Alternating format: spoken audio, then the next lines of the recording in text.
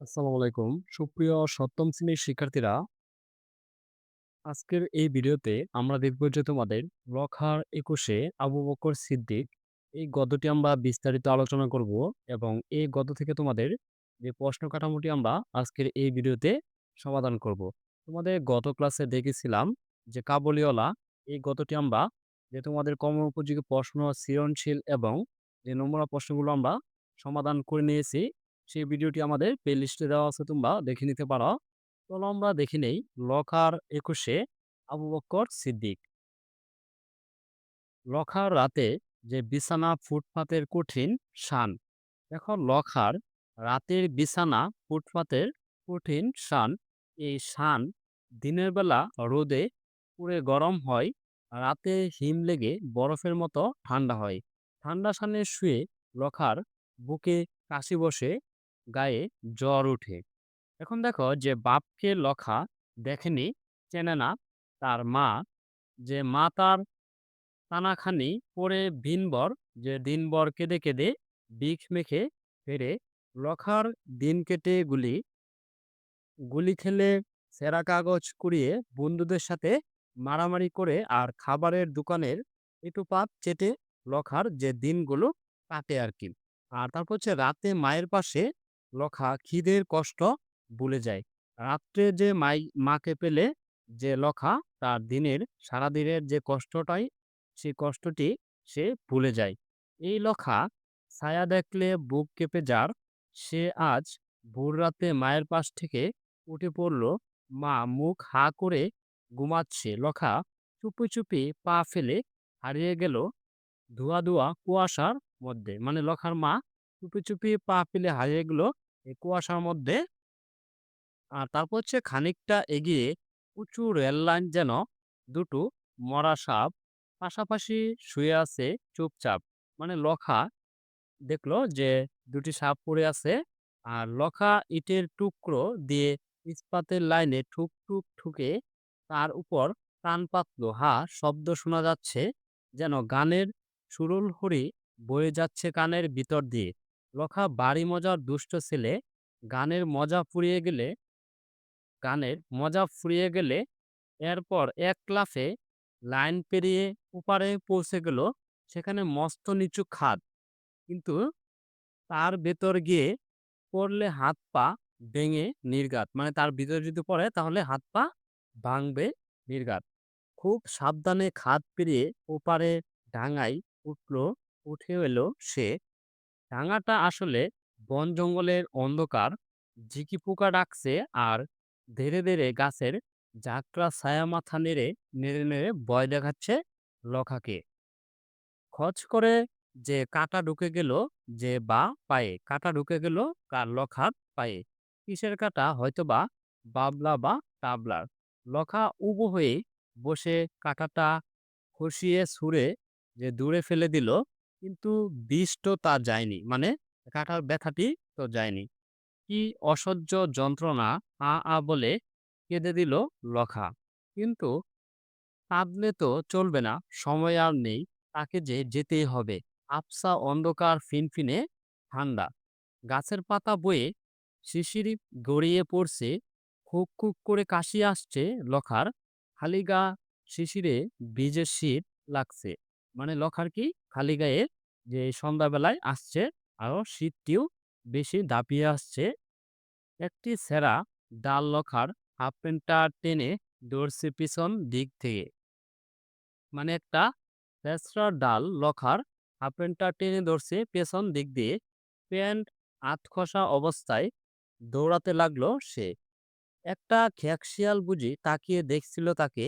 দেখুক গে, যে এখন বয় বয় করলে দেরি হয়ে যাবে। কাজেই এবার চোখ কান বুজে দৌড় শুরু করতে হলো তাকে। আর শেষটায় সে অদ্ভুত গাছের নিচে পৌঁছে গেল লখা। মানে দৌড় দিয়ে সে একটি গাছের কাছে চলে গেল। সেই গাছটি হচ্ছে যে অদ্ভুত, যার ডালে ডালে রক্তের মতো টুকটুকে লাল ফুল। দিনের বেলায় রেল লাইনের উপর দাঁড়িয়ে অবাক হয়ে থাকা থাকা যে থুকু থুকু যে ফুলের লাল জুড়ির পানে তাকিয়ে থাকে সে। এখন ওই উপরের এক থুকু ফুল তার করে আনা চাই। মানে হাতের মুঠোয় আঁকিয়ে মনটাকে শক্ত করে নিল লখা। তারপর চড় করে গাছে উঠে গেল। একেবারে কাঠ বিড়ালের বাচ্চা যেন মগডালের কাছাকাছি এসে যে কয়েকটা কুলুমিঠের মতো বড় বড় থুকু পেয়ে গেল সে। শিশির ভেজা তুলতুলে তা হোক, তোমরা এখন আমার। মানে সে বলতেছে ফুলেরে, শিশির ভেজা হোক, এখন তোমরা আমার। নাও সব টুপটাপ নেমে এসো। তো আবার মুঠুর মধ্যে কষ্ট লাগছে। আহা কিসের কষ্ট? এই তো একটু পরে আমি তোমাদের এমন একটা উঁচু জায়গায় নিয়ে রেখে দেব, সেখানে অবধি তোমরা এই গাছের মগডালে কোনোদিন উঠতে পারবে না। এসো এসো লক্ষ্মী সোনারা সব নেমে এসো তো। ফুল নিয়ে যখন মাটিতে নেমে এলো রখা, তখন সারা শরীর জ্বলে যাচ্ছে তার। কনুই ও বুকে চটচটে ঠান্ডা। হাত দিয়ে টের পায় টাটকা রক্ত। গাছের ডালপালা কাঁটায় ভর্তি। হাত পা ছিঁড়ে গেছে, আঁচড় লেগে। তাতে কি জিতে গেছি আমি? গর্বে বুক ফুলে ওঠে লখার। মানে লুকে লখার যে হাত পা ছিঁড়ে গেছে, যে গাছের যে রক্তে যে কাঁটার মধ্যে বেজে, তাও কিন্তু লখা বলতেছে যে গর্বে আমার বুক ফুলে ওঠে লখার। কেন? যে সে এই ফুলগুলো আনতে পেরেছে। সেদিন সকাল ছিল বড় আশ্চর্য সুন্দর। আকাশে হালকা কুয়াশা, অল্প অল্প শীত, আর দক্ষিণের সামান্য বাতাস। পথে পথে মিছিলের ঢল নেমেছে। শত শত মানুষ হাতের ফুলের গুচ্ছ ফুটে প্রভাত ফেরির গান। দেরি হয়ে যে ধীর পেয়ে শহীদ মিনারের দিকে এগিয়ে চলছে। এই ভিড়ের মধ্যে খুদে টুকাই লখাকে ঠিকই দেখা যাচ্ছে।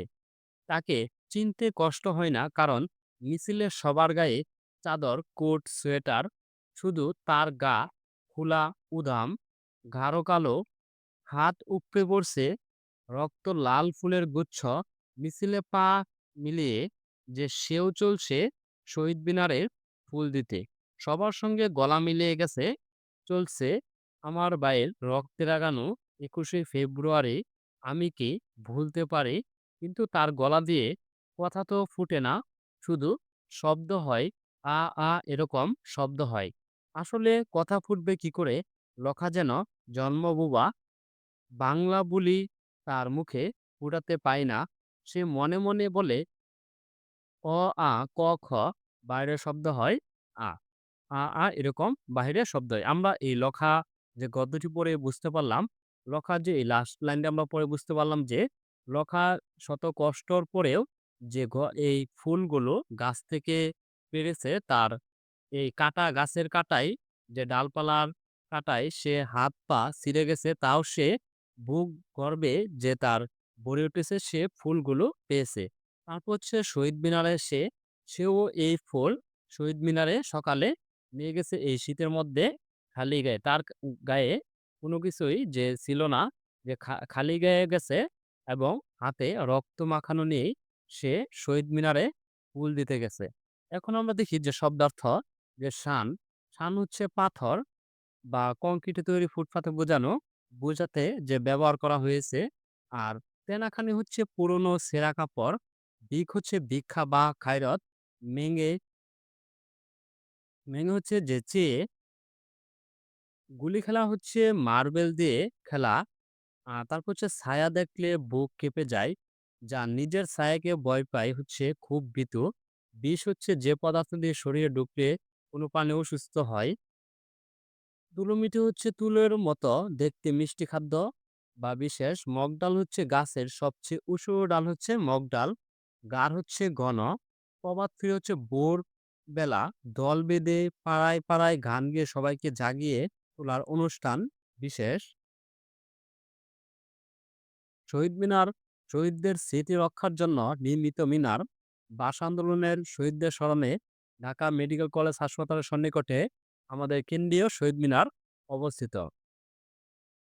আর এই গদ্যের পাঠের উদ্দেশ্য হচ্ছে ভাষা আন্দোলনের চেতনায় শিক্ষার্থীদের যে উদ্বুদ্ধ করা। পাঠ পরিচিতি হচ্ছে গল্পটিতে ২১শে ফেব্রুয়ারি অবিনাশী প্রভাতের কথা বলা হয়েছে। অতি সাধারণ এক কিশোর, তার নাম হচ্ছে লখা। কথা বলতে পারে না সে, কিন্তু তাতে কি বা আসে যায়? লখা উঁচু ডালে উঠে লাল ফুল সংগ্রহ করে শহীদ মিনারে যায় শ্রদ্ধা নিবেদন করতে। আর লেখক পরিচিত হচ্ছে বাংলাদেশের বিশিষ্ট সাহিত্যিক আবু বকর সিদ্দিক। ১৯৩৬ খ্রিস্টাব্দে বাগেরহাট জেলায় জন্মগ্রহণ করেন। তার রচিত উল্লেখযোগ্য গ্রন্থ হল জলরাক্ষস, হরাদাহ, ৭১ হৃদয়ভঙ্গ, যে বারুদ, পুরাপ্রহর ইত্যাদি। তিনি ২০২৩ সালে খুলনায় মৃত্যুবরণ করেন। তারপর হচ্ছে যে তোমাদের দেখব যে নমুনা প্রশ্নগুলো, নমুনা প্রশ্ন, বহু নির্বাচনী প্রশ্ন। লখা কখন তার খিদের কষ্ট ভুলে যায়? একের উত্তরটি হচ্ছে হ, মাকে কাছে পেলে লখা খিদের কষ্ট ভুলে যায়। ২ হচ্ছে লখাকে চোখ কান বুজে দৌড় শুরু করতে হলো কারণ। এই ২ এর উত্তরটি হচ্ছে গ, তাকে ফুল আনতে হবে। তারপর হচ্ছে ৩, বাবার সাথে প্রভাত ফেরিতে এসেছে দীপু, ওর হাতে একটা টকটকে লাল গোলাপ, ওর কণ্ঠে যে গানের সুর, আমার ভাইয়ের রক্তে রাঙানো। প্রভাত ফেরি ভিড় ফেলে সে লাল গোলাপটিকে শহীদ মিনারের সবচেয়ে উঁচু সিঁড়িতে রাখতে সক্ষম হয়। ৩ হচ্ছে লখা ও দীপুর মধ্যে যে বিশেষ মিল আছে তা হলো এই ৩ এর উত্তর হচ্ছে হ, শহীদদের প্রতি শ্রদ্ধা, শহীদদের প্রতি শ্রদ্ধা জানানোর আবেগ। তারপর হচ্ছে ৪, দীপু ও লখা দুজনেই শহীদ দিবস উদযাপন করে প্রমাণ করেছে যে এই ৪ এর উত্তরটি হচ্ছে ক, ১ এবং ২। ভালোবাসার অনুভূতি প্রতিবন্ধকতার চেয়ে শক্তিশালী, এবং ২ হচ্ছে আত্মবিশ্বাস দ্বারা বাধাকে অতিক্রম করা যায়। ধন্যবাদ শিক্ষার্থীরা, আজকের ভিডিও এ পর্যন্তই। আমরা আগামী ক্লাসে দেখব সৃজনশীল সমাধান। এটি আমরা আগামী ক্লাসে দেখব।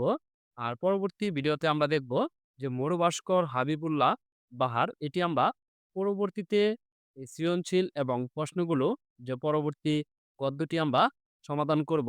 আর পরবর্তী ভিডিও সবার আগে পেতে চ্যানেলটি সাবস্ক্রাইব করে পাশেই থাকবে। আর যারা সাবস্ক্রাইব করেছ তাদেরকে অসংখ্য ধন্যবাদ।